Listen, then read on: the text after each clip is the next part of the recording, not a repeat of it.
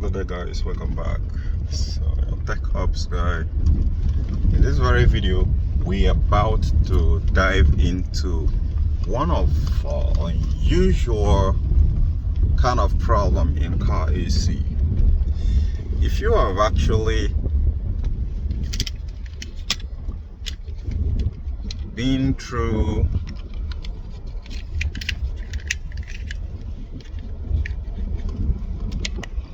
a situation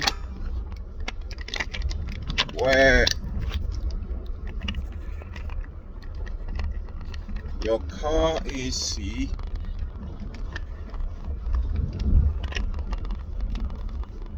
is not doing what it's supposed to do, is having a mind of its own. What are we talking about here? I know a lot of you guys we understand this, but the same way a lot of you will not understand this. I'm trying to hang the camera because I'm driving. So the typical scenario here is that the AC is not blowing cold enough. I'm seeing this on Lexus ES350 28 model, and that's the car which I'm driving right now. Now here is the catch, and after that I'm gonna start telling you exactly what you need to look out for. This one really got me stopped, and I was combing the entire place. And after this I'm gonna also make another video about how do you deal with too much oil inside the system. So what do we have here? We're having a reading on the high side about 220 psi, and on the low side we're having around 40 psi. That is absolutely normal. However, here is the dramatic part. This pipe is sweating, the suction line is sweating a lot and cold to touch, but this is where things get a little bit dramatic. When you get inside, it is just lukewarm, it's not blowing cold. Now, what exactly is a problem? This is crazy. Let me just tell you something more crazy about this. If you shut off the engine or you shut off the AC, what happens to the needle from the high side on the low side? Trust me on this, it kind of snapped on me like crazy. It equalizes in a split second. That is crazy, right? Because a lot of you will not see this coming. You're already about to conclude replace the expansion valve, but in a situation where you just turn off the AC and in less than a minute the expansion valve snapped and the high side and the low side equalizes. It changes your perception. That really got me thinking and combing everywhere. So what exactly is the problem? Now here is a brutal part of it. I had to remove the refrigerant in the system and drain it all the way down. We did a test drive, and that very test drive we're paying a critical attention to detail to see if we can catch something similar, a pattern that is recognizable. Maybe like when you are driving, the AC started blowing colder, and guess what? It didn't happen. I knew this car a lot. ES350 is a very, very good car. The AC is muscle. When I mean muscle, you guys should know what I'm talking about. So having this kind of car, the AC behaving this way kind of pull a lot of strings out of me. By the way, I forgot, the compressor has been cross-fitted with a fixed displacement compressor, so it's no longer with the factory standard variable displacement compressor. However, something is still not adding up. Why the hell? So I did the unthinkable, the kind of information you'll not find on the internet. I discharged the refrigerant to some certain level, and by the way, before then there was something I was noticing.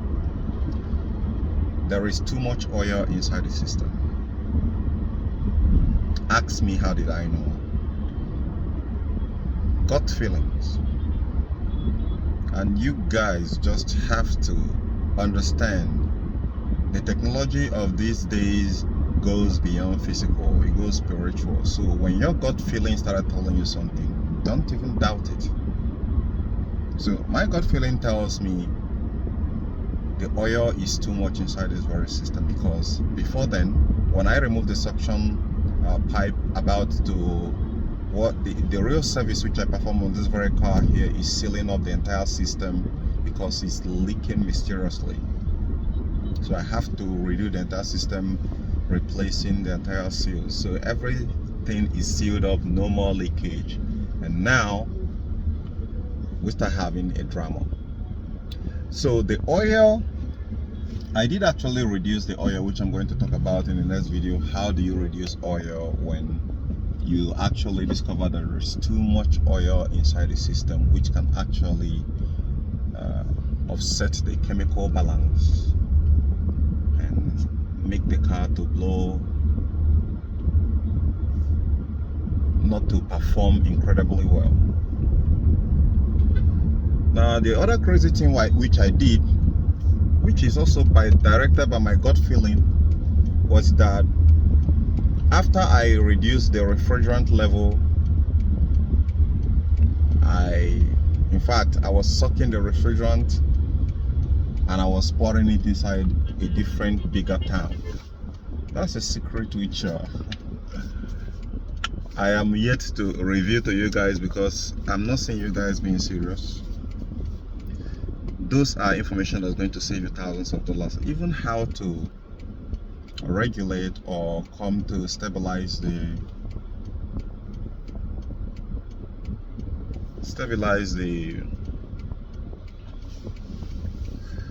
oil when it's having excessive oil. So in the night, I just finished working on Honda Accord, and that Honda Accord is blowing cold, extremely cold. What happened to that Honda Accord is that it's not supplying power to the compressor, so I figured that I'd fix it, and it was blowing cold. And part of the refrigerant which I recovered from this very car here without using a refrigerant recovery machine is what I added in that very car, and it was blowing mad cold. So something tells me, since I have somewhere to go that evening, that night,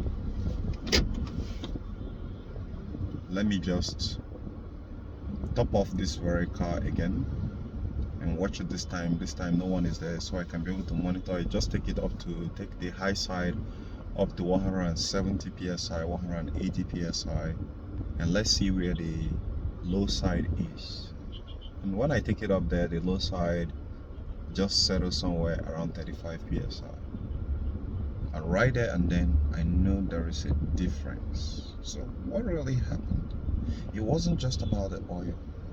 The system was trying to put me on a serious test, because like more than 12 years right now, I haven't seen this kind of serious problem. What I was actually trying to do initially was to evacuate the entire system so I can set it up afresh. And in that doing, by so doing, I can be able to test the strength of the compressing ratio of the compressor, because since it's already manual fixed displacement compressor, I can be able to test it. But it didn't happen. So this, my trial now, was shockingly, I was driving all that night and the AC was punchy. I was like, what is going on? I couldn't believe it. I decided, okay, because it's a night, I'm gonna take the car home and I'm coming back. This is after 12. The sun, sorry, after 1 already. So the sun has kicked in. I say maybe it was the weather in the night, because when the environment temperature build up, the AC will reduce outside. So outside right now is around 86 degree Fahrenheit. So, but the AC still maintained colder than it was yesterday when we were doing the test drive. So this is somehow very, very shocking. But those are kind of challenge that you should expect, especially if you are fixing cars. Sometimes things can decide to go out of the way, out of the not to follow the rule, and want to see what you're gonna do. Because I'm already citing we should replace compressor, replace evaporator, replace expansion valve. But I say, oh, come on, we did the test drive, and the test drive shows that this very AC compressor here is not underperforming, sort of, because if it is underperforming, the car should blow warmer at stationary than colder when at higher RPMs. But it didn't do that. It maintained exactly the same rhythm. So I know this is not a compressor problem. So guys, I hope you find this very helpful. In the next video, I'm going to be talking about the car AC cools better in the night, but in the day it doesn't. Trust me when I say it is more than the obvious. I'll see you in the comment section.